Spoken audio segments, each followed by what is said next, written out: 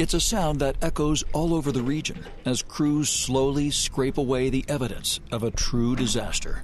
Flames had stripped the landscape clean of life, leaving chimneys to stand guard over a moonscape. Hello, I'm Dave Courvoisier in Sonoma County, California, in a neighborhood that was once thriving with families and their children and their dreams, and then one night, it all just disappeared in flames. And that's when first responders started pouring in. This is their story of how they fought a near impossible battle. You can knock this down, otherwise it's gone. Hey, let's get out of here. For the first time, we see the early hours of the firefight through their eyes, using their hastily snapped photos and video, and hearing their words. It was like a waterfall of fire. The trees are exploding. Born as a disaster right off the bat. Crying for resources, losing structures. Had that feeling that we really need to get out of here. Things just blowing across 4 lanes of freeway. The trees were rocket branches with leaves on them full of fire. We got beat up. Stories that you'll live telling for the rest of your life. You had the roar, the heat, the flames, and then these huge explosions. It looked like an atom bomb. The whole world seemed on fire.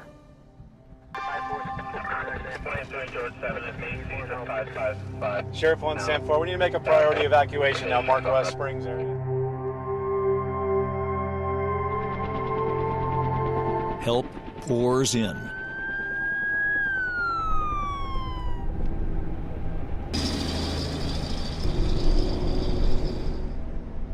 My husband walked back from the Finley Center and watched our house burn down.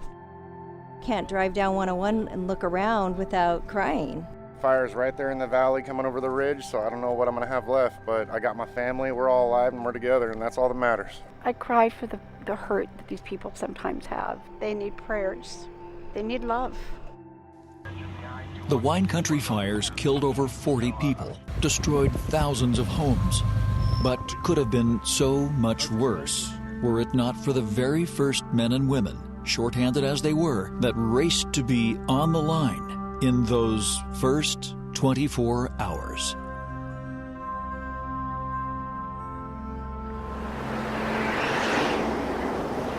Hurricane Gus came through the Napa Valley. I don't think I've ever heard that in my lifetime.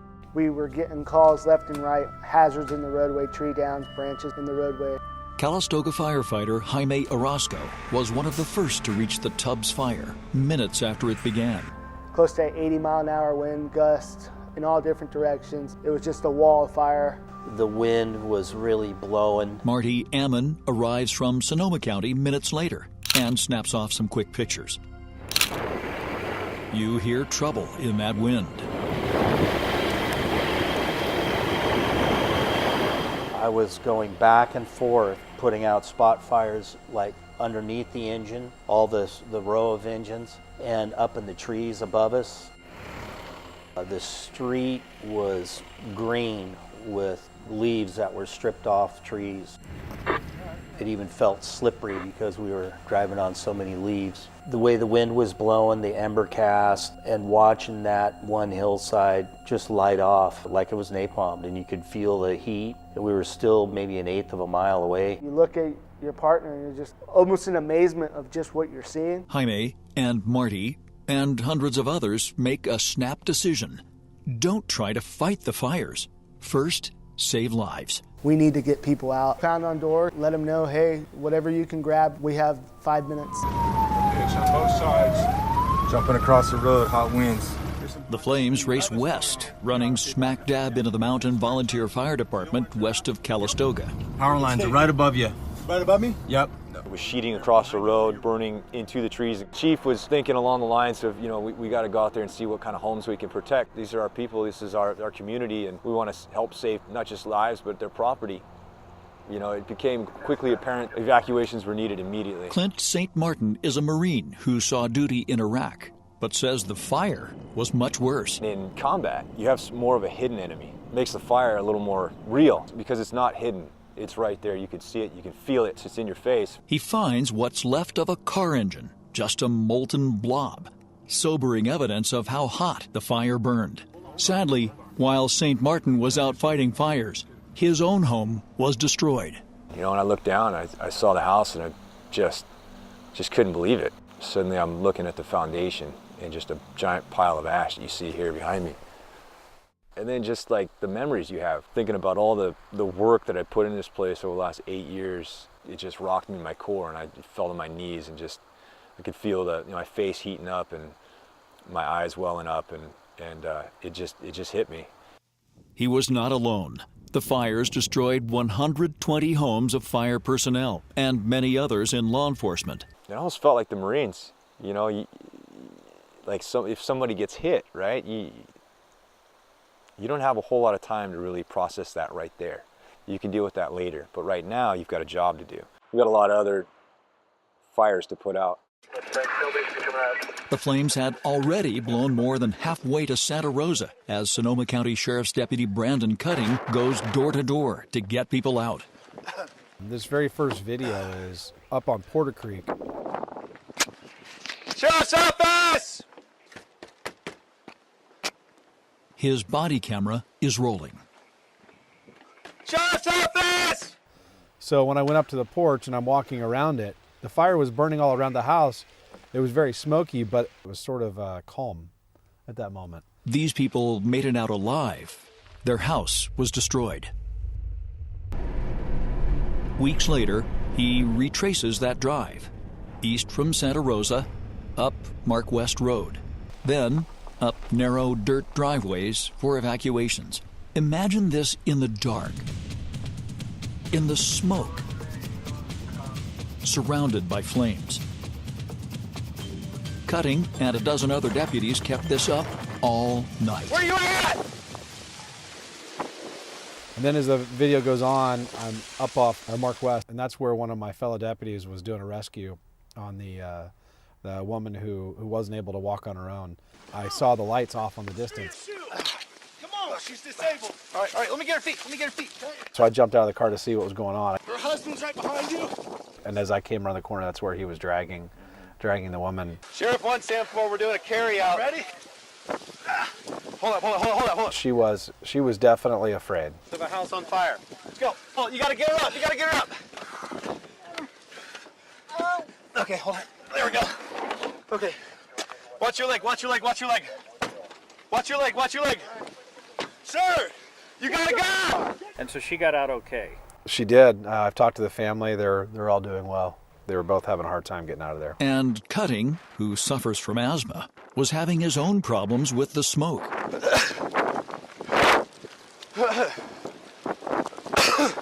But he headed east into the heart of the fire. When I first came into the fire further east of us here, all you could see was the glow. As I came on Mark West and I came around the corner, then you could see this was all on fire.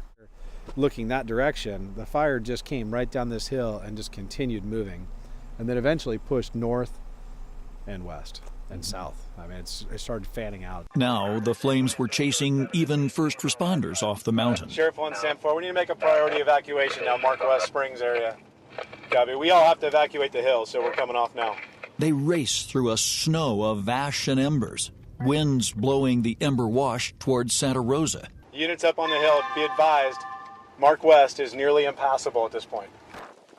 Moments later, he jumps out, forcing a driver to turn around, away from the fire. And the driving through flames goes on. Cutting almost hit by another driver. Don't hit me. The flames are on either side of the road. The trees are exploding. What you're seeing with the sparks are the pine trees and the oak trees are just exploding. You'd see it, you'd hear it, and then you'd get covered in this little fine ash. My car, when I came out, it literally looked like somebody had taken a ball of coal and just thrown it all over my car. 4-9 Sam 4, don't pass. Do not pass. But when you're driving, it was hard to see. It was hot. The plastic on the sides of the cars got melted. I talked to some of our fleet guys afterwards, and they had said that, the air intake on these cars with heat and smoke are supposed to shut off. Thank God they didn't. And they keep pushing the evacuations. Sonoma County Sheriff's Office, this is a mandatory evacuation order. Leave your homes. Near Highway 101, the evacuees create a traffic mess. Fire everywhere. There was fire under us, over us, all around us. It was like a waterfall of fire going across the road. Engines falling, stay back there. Don't come through. There's fire all over the road. Volunteer crews from Monterrillo head up Mark West, hitting walls of flames. All of a sudden, a tree fell and hit my windshield, cracked the window, and it went over the top of my truck and hit the fire truck and put a hole in the windshield. There was a disabled vehicle in front of us, so we were all stuck in this firestorm. They got moving again, the focus still on saving lives. There's not much you can do. You can't stop it. You can work the edges. That was the main push, is to get people moving, save people, and then later on start trying to save houses. That would be tough. So this is my neighbor's house with the big stand of trees. Those are all gonna go. And this whole side of the block's gone. By the time the flames reach East Santa Rosa, embers from the Tubbs fire just rain down on the urban landscape, blasting into whole subdivisions. Larry Broderick spent hours spraying down homes in his neighborhood before he had to give up and leave. There's my neighbor's house right back up to my house, so my house is gone. His drive out is just heartbreaking. No fire trucks anywhere. God bless America.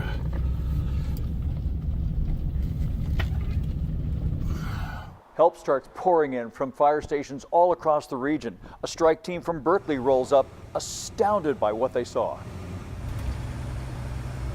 The first image of the fire we had was the glow on the horizon. So we thought we were seeing was a wildland fire that was just kind of cresting the hilltops. That was our first impression.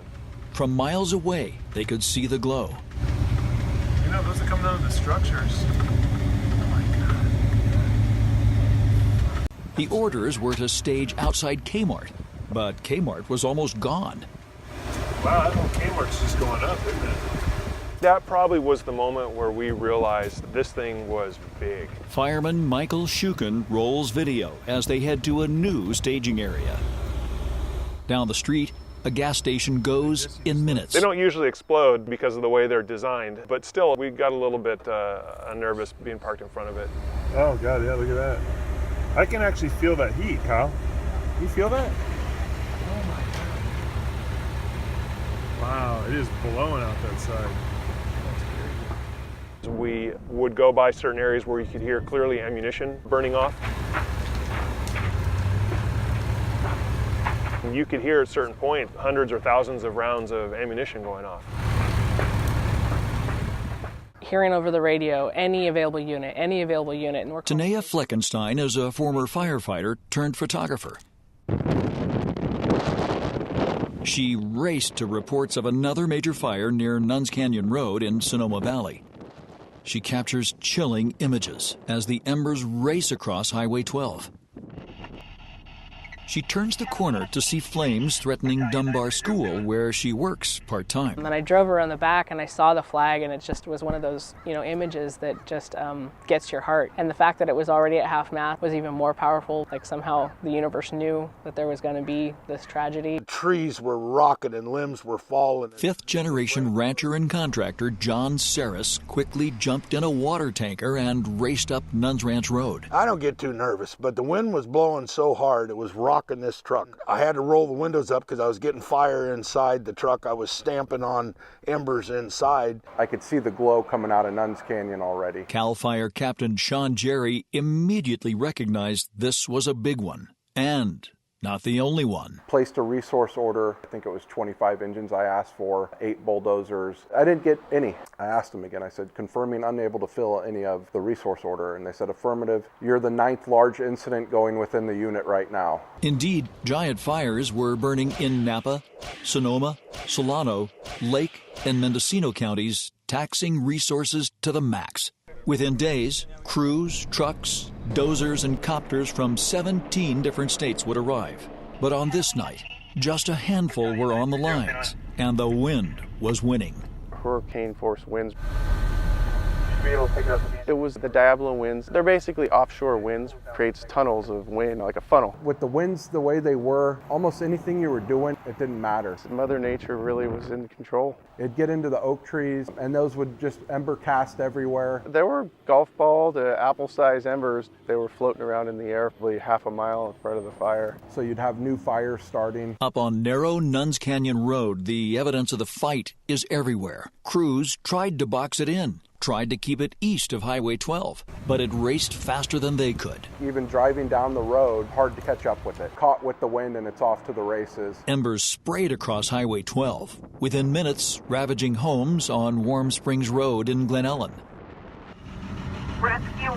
It was here Ted Hassler and Paul Pendrencelli drove straight into hell. Turn the lights on, siren on and off intermittently if everyone was asleep to wake them up. Fire, heat, flames, smoke. They gingerly roll over embers from a transformer that had just blown. I said I've been doing this job for 20 plus years and I don't often get scared, but that's as close as I'm gonna get to, should we even drive through this? There wasn't any fire apparatus to put on Warm Springs. We were it. That area was gonna do what it was gonna do, and we were just trying to get people out. Minutes later, they hit a power line draped across the road. Listen again. You can hear them hit. We do hit a line. You got to think that everything is dead at that point. All the electric current that's going through those lines. I didn't feel scared for lines. They had run out of fire engines, had no water, just a rescue truck. All they could do was get people out. It was house after house. Usually you don't have time to shoot video when you're fighting fire, but we were in a fire apparatus that had no firefighting capability besides telling people to leave. So I had time to pick up the camera and want to document this, because I know it was more intense than the video shows. You just can't capture how intense it was. Very hot. Even driving as fast as we were, the radiant heat that's coming off of all those houses. Definitely felt it in the cab.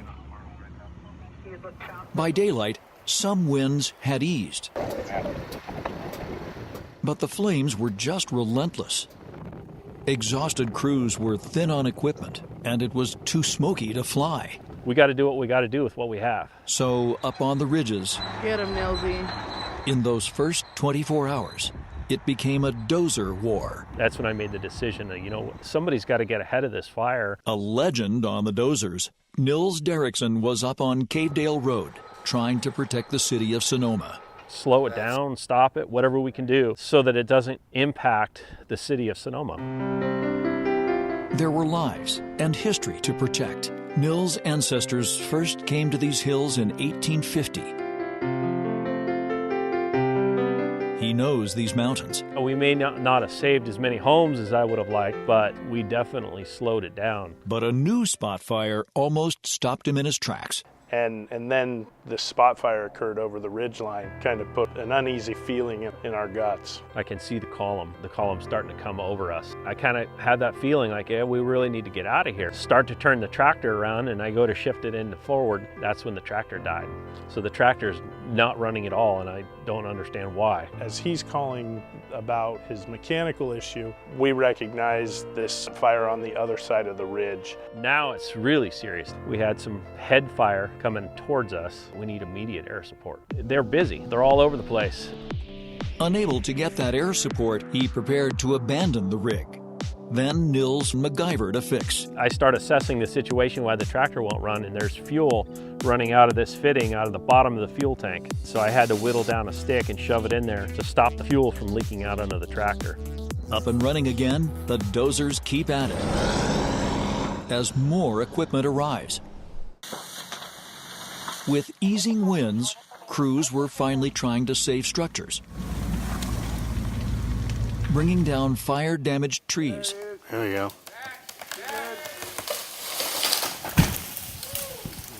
Coming to the other side. If you can knock this down, otherwise it's gone. In all the confusion of the first 24 hours, many fire bosses gave a simple marching order: Get out there and do some good. Just find somewhere to make a difference and go do it. Fire Captain Gabe Sternis says they tried everything. We were using every trick in the book. We did quite a bit of backfiring to try to check this thing. We had sustained winds of 60 miles an hour for hours. It really just pushes these things so fast and hard. You could have 1,000 fire trucks in front of that fire and you're not going to stop it. Gabe and his crew nearly got trapped more than once. Listen as he frantically pulls crews away from this home. Hey, let's get out of here. Go, let's get out of here. This way. By the time we got the engine into that driveway, the fire had made such a progression and was still continuing to advance with such intensity. It changed my mind. It caught me by surprise how fast that thing got into the backside of that structure. The more I looked at it, the more I said, this is not a safe area for us to be. By daybreak, the world was stunned at the destruction. Whole neighborhoods were just wiped off the map. Tanea returned to Santa Rosa to make a devastating discovery. This whole neighborhood was just roaring. Houses were catching on fire, just from the radiant heat. That's when she saw several first responders silhouetted by towering flames. There's a bunch of police officers. They were standing there. There was two or three cop cars, and so there was police officers. And I looked back, and you could see the blue lights of the sheriff's officers blocking the intersection again, trying to keep people out. I was just here. This was all fine 2 hours ago. How does that happen? There was a lot more emotion in this than that first 24 hours for me than I'd experienced at other fires. It's extra personal for her knowing all these first responders. Her own husband, Paul, is a CAL FIRE battalion chief doing battle those first hours on a ridge above Windsor and Healdsburg. That was about maybe 16 hours in. He was just covered in blood, sweat, and tears, literally. He had hid behind his truck at one point to some flames coming up before he could get around to the other side and get in it. And when he'd stood up to see if everything was okay, he'd taken the mirror out on his nose. So he had this huge gash on his nose. He's got blood, smoke, his hair's going all different ways. Didn't even realize he had blood all over his face. They don't think about themselves. They're just intent on doing what they can to help anybody. Nearly 24 hours after it began, Sebastopol photographer Ananda Fierro got into the burn zone with her camera. I decided to walk into Coffee Park area less than 24 hours after the burn. There was still smoldering coming up from the ground and still areas where there was patchy fire underneath soot and gas line fires as well. The images I got were of the day, walking through parts of Coffee Park.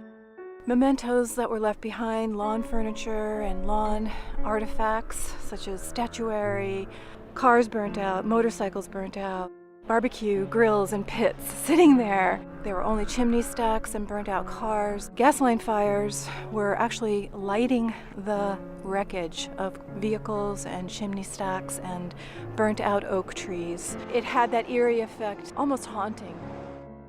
At the end of those first 24 hours, the first crews were still at it. Many would not get any real sleep for 3 or 4 days. By week's end, tens of thousands of reinforcements poured in. Instant cities sprang up with fire crews from all over the West. And something amazing happened. Whole communities dropped everything and helped out.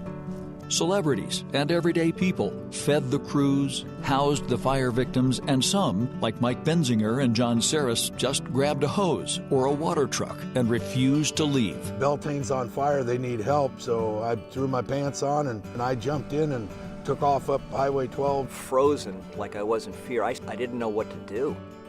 Finally, my wife pushed me on the back of the shoulder and she said to me, do something. And I got in my car and drove down the hill and helped fight the fire.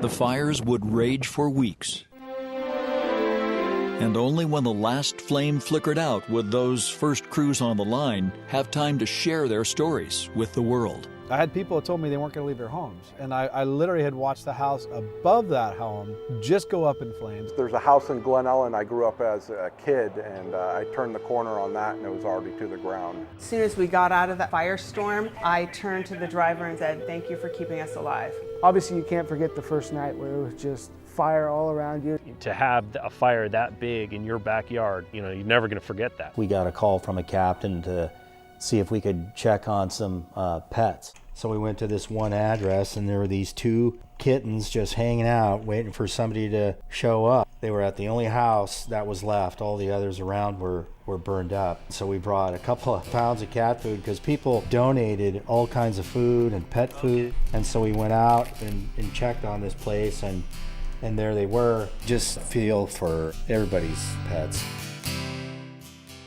Anybody that could do anything to help anywhere, whatever it was, they were doing it. I'm absolutely amazed by the amount of people that have come together in this community. It really warms my heart. Firefighter jumps out of his Honda Accord, his personal vehicle. I said, Sid, what are you doing? He said, I'm fighting fire. We're going to save Mulesberries. I said, all right, well, what do you need? So he pops his trunk open, and he's got 3 lengths of hose in his trunk, a nozzle, and a hydrant wrench. And he says, grab that hydrant.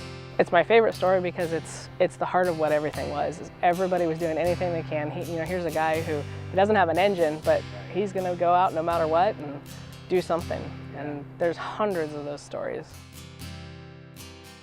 We wanted to be there. This is our community, these are our people. This is what we were meant to do. This is what we signed up to do. Having lost my house just gave me that much more of a burn to want to do it and want to get out there and save the homes that were left and help the people that needed help.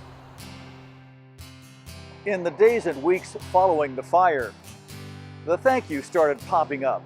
Obviously, the community loved their first responders. They had a special place in their heart for the men and women who were called to go and do good in those first frantic 24 hours. Thanks for watching. I'm Dave Courvoisier.